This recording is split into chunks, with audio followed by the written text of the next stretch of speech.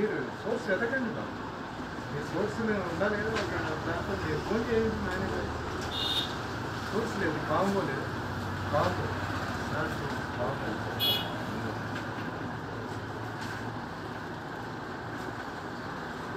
వీళ్ళు దీంట్లో రేటింగ్ ఇస్తారు. మీరు సిస్టమ్ జనరేట్ రేటింగ్ ఉండాలి, స్టాక్స్ అవి మెయింటైన్ చేస్తారు. కానీ స్టిల్ అందరికీ ఓకే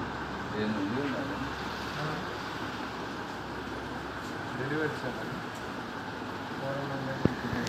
ఈ క్యారెక్టర్ ఇది డిపెండ్స్ ఎన్ని సార్ ఇంకా నైట్రోజన్.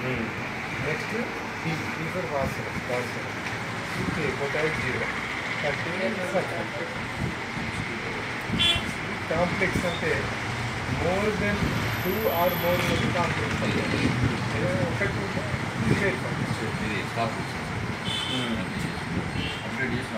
ఒకటి టాస్క్ ఫోర్స్లో భాగంగా మేము జగిత్యాలలోని ఇన్పుట్ డీలర్స్ యొక్క ప్రెమిసెస్ని విజిట్ చేయడం జరుగుతుంది.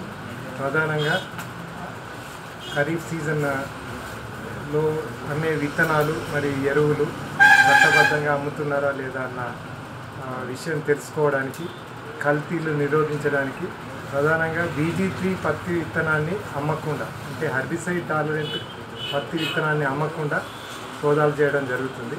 Joint police and agriculture officer joint టీంతో అన్ని షాప్స్ వెరిఫికేషన్ చేస్తూ లోపాలను సవరిస్తూ రైతులకి నాణ్యమైన మన్నిక గల విత్తనాలు, ఎరువులు అందజేయడం ఈ సోదాల యొక్క ప్రధానమైన ఉద్దేశం. ఇటువంటి కల్తీ విత్తనాలు దొరికినాయి? కల్తీ విత్తనాలు ఏమీ లేవండి. అన్నీ సీడ్ యాక్ట్ ప్రకారం, సీడ్ కంట్రోల్ ఆర్డర్ ప్రకారం వారికి సోర్స్ ఉంది, ఆధార ధృవపత్రాలు ఉన్నాయి. వాటితో పాటు సర్టిఫైడ్ సీడు, ట్రూత్ఫుల్ లేబుల్ సీడే ఉంది. ఇక్కడ ఎలాంటి కల్తీ విత్తనం లేదు, మా సోదాల్లో బయట పడలేదు.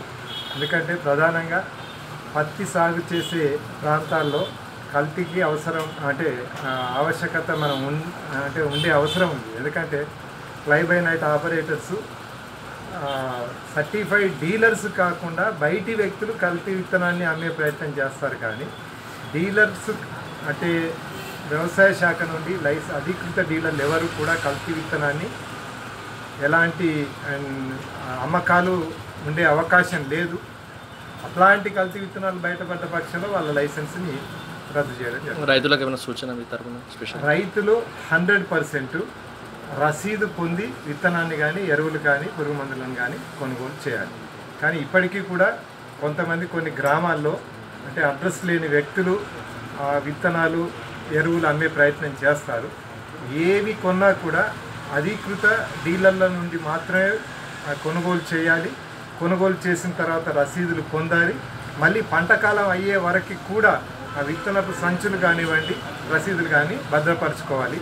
ఏమాత్రము అంటే జర్మినేషన్ విషయంలో అంటే మొలక విషయంలో కానివ్వండి, కల్తీ అంటే పూత రాకపోయినా కూడా వాటి రసీదుల ఆధారంగా డీలర్ మీద మరియు కంపెనీల మీద కేసు పెట్టి నష్టపరిహారం రైతులకు అందజేసే అవకాశం ఉంటుంది. డిస్ట్రిక్ట్ టాస్క్ ఫోర్స్లో భాగంగా మేము జగిత్యాలలోని ఇన్పుట్ డీలర్స్ యొక్క ప్రెమిసెస్ని విజిట్ చేయడం జరుగుతుంది. ప్రధానంగా ఖరీఫ్ సీజన్లో అమ్మే విత్తనాలు మరియు ఎరువులు చట్టబద్ధంగా అమ్ముతున్నారా లేదా అన్న విషయం తెలుసుకోవడానికి, కల్తీలు నిరోధించడానికి ప్రధానంగా BG3 పత్తి విత్తనాన్ని అమ్మకుండా, అంటే హెర్బిసైడ్ టాలరెంట్ పత్తి విత్తనాన్ని అమ్మకుండా సోదాలు చేయడం జరుగుతుంది.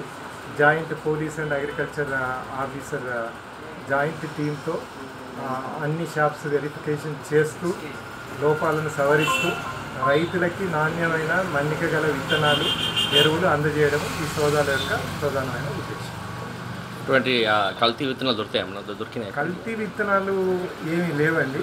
అన్నీ సీడ్ యాక్ట్ ప్రకారం, సీడ్ కంట్రోల్ ఆర్డర్ ప్రకారం వారికి సోర్స్ ఉంది, ఆధార ధృవపత్రాలు ఉన్నాయి. వాటితో పాటు